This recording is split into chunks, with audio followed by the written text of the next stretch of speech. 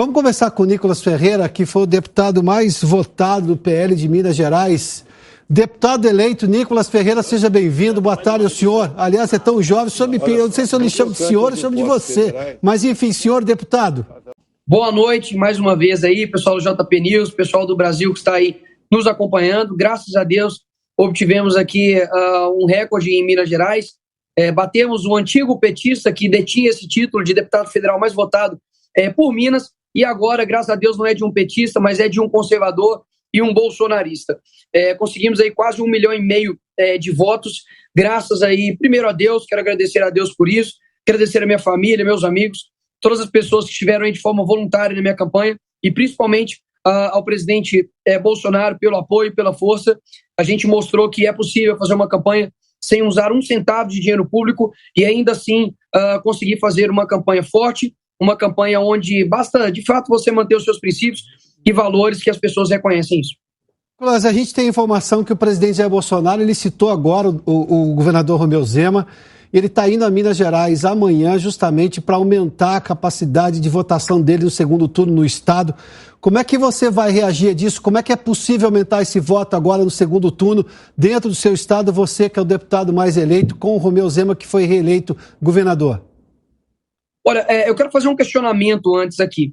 É muito estranho em um estado onde você tem o deputado federal mais votado do país, inclusive, sendo o candidato do Bolsonaro, o deputado estadual mais votado, o deputado estadual Bruno Engler, que também bateu recorde, bolsonarista. Você tem o Cleitinho, que era o candidato do Bolsonaro ao Senado de Minas, também ganhou. E você tem o Romeu Zema ganhando aí em primeiro turno e o Lula está na frente. É só mesmo uma pergunta, eu acho bastante estranho. Agora, o Romeu Zema, o governador, quero parabenizá-lo aí pela vitória, mas deu uma declaração dizendo que ele iria pensar na possibilidade de apoiar o presidente Bolsonaro. Eu acredito que nessa guerra realmente não medir a dimensão da guerra que nós estamos para poder pensar em apoiar o presidente Bolsonaro. Nós estamos lidando do outro lado com pessoas que são apoiadas por criminosos. Como o Marcola disse anteriormente, saiu aí na mídia social, por mais que querem censurar, mas saiu aí nas redes sociais e nos veículos de comunicação. Então eu peço aqui encarecidamente para o Romeu Zema, vou com certeza conversar com ele também de forma privada, mas falar com ele aqui o que eu vou falar aqui em público.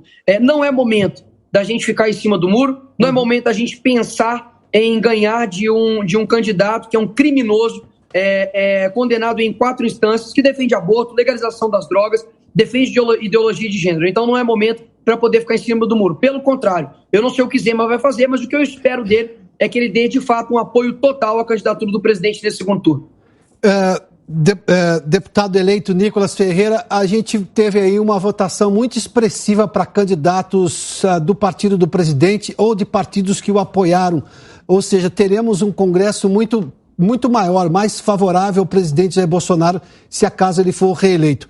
Esse é um cenário que melhora a situação dele no Congresso. Não foi fácil lidar com o Congresso nos últimos 4 anos, mas se por acaso Lula vencer, ele vai ter também um Congresso muito difícil de lidar, opositor. Na sua avaliação, como será essa relação com o Congresso? Você está confiante na eleição do presidente Jair Bolsonaro agora no segundo turno? Você acha que, até porque você é jovem e a participação em rede social, ou seja, dizer aos jovens o que foi, por exemplo, o período do mensalão, o período do petrolão, ou seja, que talvez os jovens não conheçam, isso foi uma coisa que a campanha de Jair Bolsonaro fazia menção, que era difícil explicar isso. Mas, enfim, esse tipo de coisa pode fazer diferença a partir de agora? Com certeza. Eu não digo nem que nós vamos utilizar o passado, mas é claro que o passado, ele destruiu o nosso país, né? Mas quem dera se o Lula tivesse só roubado, saqueado os nossos cofres públicos. Pelo contrário, ele destruiu uma geração moralmente aqui no nosso país e espiritualmente, uma vez que as universidades e escolas já não formam mais estudantes, né? Mas formam ativistas em prol da ideologia de esquerda. Agora, algo que a gente tem que levar em consideração para poder mudar esse cenário é entender que a verdade está ao nosso lado. Durante a pandemia, o Partido dos Trabalhadores ignorou o trabalhador na pandemia. Enquanto o presidente estava com o discurso de, olha, nós precisamos cuidar tanto do vírus quanto também da fome da economia, porque fome e miséria matam. Então, eu vi aqui em Belo Horizonte, por exemplo, pessoas sendo tratadas como criminosos, e eles eram trabalhadores. Pessoas que queriam levar o seu filho para a escola e não podiam porque tinha restrições enquanto o ônibus estava lotado, enquanto o baile funk estava acontecendo. Então eu quero que você aí, que está nos escutando, não fale mais para o bolsonarista. Não fale mais para aquela pessoa que já votou no presidente. Converse com essas pessoas. Pessoas que estão em cima do muro, que são enganadas por essa lábia ideológica da esquerda de que o Lula preocupa-se com os pobres. Pelo contrário, o pobre nessa pandemia foi tratado como um criminoso. E o criminoso foi tratado como um trabalhador, porque realmente foi uma inversão de valores absurda. Então, o Brasil, por exemplo, é o único país que tem deflação no mundo. A gente está conseguindo sair bem aí de uma crise que afetou o mundo inteiro, com uma guerra e também com uma pandemia. Então, a nossa estratégia vai ser levar a verdade para essas pessoas. Nicolas, rapidamente, um último questionamento.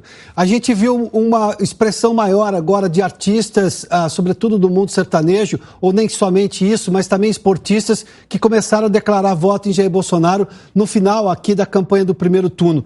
Você acha, até com a sua eleição jovem, você acha que isso pode aumentar agora no segundo turno? Com certeza, eu acredito que agora é momento de não dar um apoio mais ou menos, um apoio velado, mas um apoio total. Eu deixo aqui, por exemplo, como exemplo o Neymar. Inclusive falei isso para ele, olha, parabéns.